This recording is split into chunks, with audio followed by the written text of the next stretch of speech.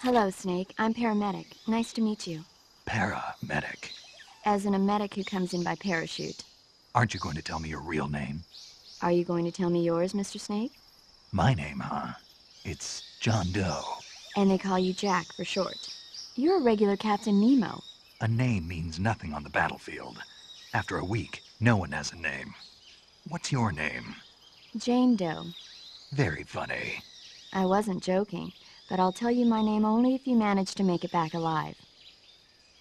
My frequency is 145.73. She's also in charge of recording your mission data. Whenever you want to save, send a message over the reserved save frequency, 140.96. So saving lets me record my mission data. That's right. It also records the state of your health. Good to know. There's one more person I want to introduce you to, Snake.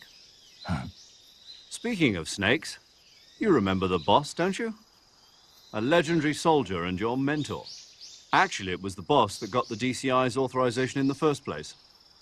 She's going to be serving as Fox's mission advisor.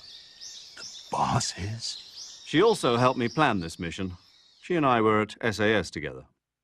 Jack, is that you? How many years has it been? Boss? That's right. It's me. Oh. Talk to me. Let me hear your voice. It's been 5 years, 72 days, and 18 hours. You've lost weight. You can tell just by the sound of my voice. Of course I can. I know all about you. Really? Well, I don't know anything about you. What's that supposed to mean? Why'd you disappear on me all of a sudden? I was on a top-secret mission. Hmm. You didn't need me anymore. But there were still so many things I wanted you to teach me. No, I taught you everything you needed to know about fighting techniques. I taught you all I could. The rest you needed to learn on your own. Techniques, sure. But what about how to think like a soldier? How to think like a soldier? I can't teach you that. A soldier needs to be strong in spirit, body, and technique. And the only thing you can learn from someone else is technique. In fact, technique doesn't even matter. What's most important is spirit.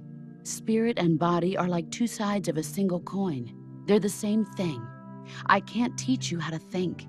You'll just have to figure it out for yourself. Listen to me, Jack. Just because soldiers are on the same side right now doesn't mean they always will be. Having personal feelings about your comrades is one of the worst sins you can commit. Politics determine who you face on the battlefield. And politics are a living thing. They change along with the times. Yesterday's good might be tomorrow's evil. Is that why you abandoned me? No, it had nothing to do with you. I already told you, Jack. I was on a top-secret mission. A soldier has to follow whatever orders he's given. It's not his place to question why. But you're looking for a reason to fight. You're a natural-born fighter, but you're not quite a soldier. A soldier is a political tool, nothing more. That's doubly true if he's a career soldier. Right and wrong have no place in his mission. He has no enemies and no friends. Only the mission. You follow the orders you're given. That's what being a soldier is. I do whatever I have to get the job done. I don't think about politics. That's not the same thing. Sooner or later, your conscience is going to bother you. In the end, you have to choose whether you're going to live as a soldier or just another man with a gun. There's a saying in the Orient, loyalty to the end. Do you know what it means? Being patriotic. It means devoting yourself to your country. I follow the president and the top brass. I'm ready to die for them if necessary. The president and the top brass won't be there forever. Once their terms are up, others will take their place. I follow the will of the leader, no matter who's in charge.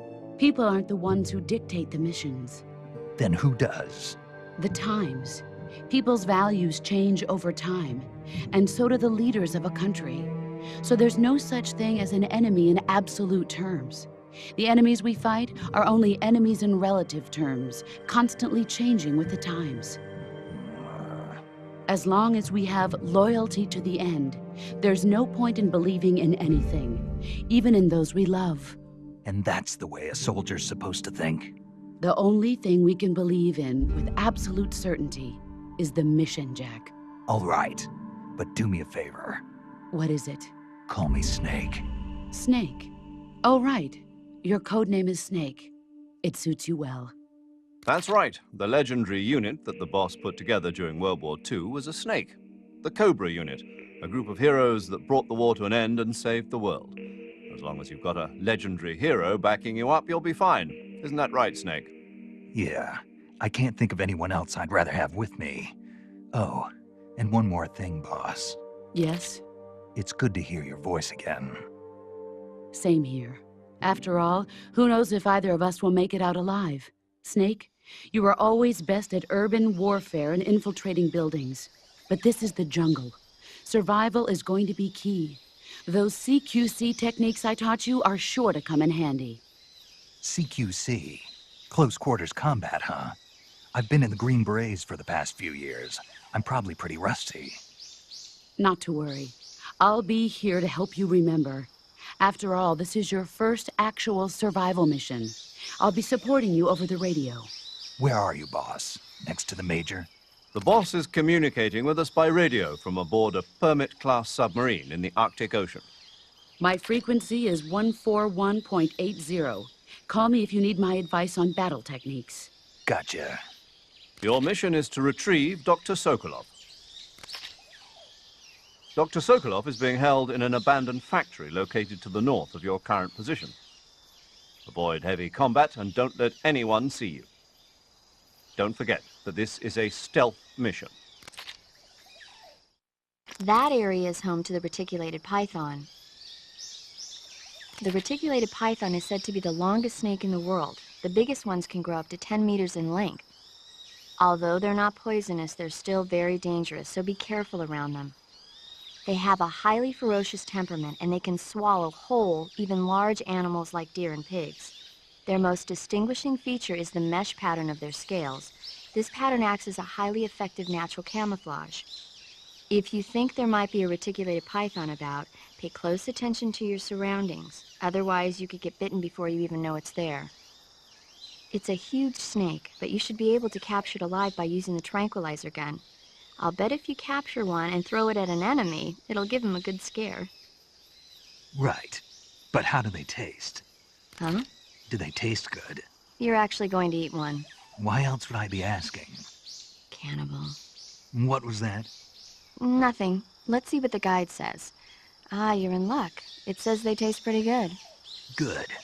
I can hardly wait. Ugh. Snake, that area is inhabited by the giant anaconda. The giant anaconda is believed to be the largest snake in the world in terms of weight and diameter. It's not poisonous, but its large size makes it extremely powerful. They say it even eats crocodiles. Its only natural predator is man. And Snake. And Snake. The giant anaconda is a very large snake, but you should be able to capture it alive using the tranquilizer gun. Got it.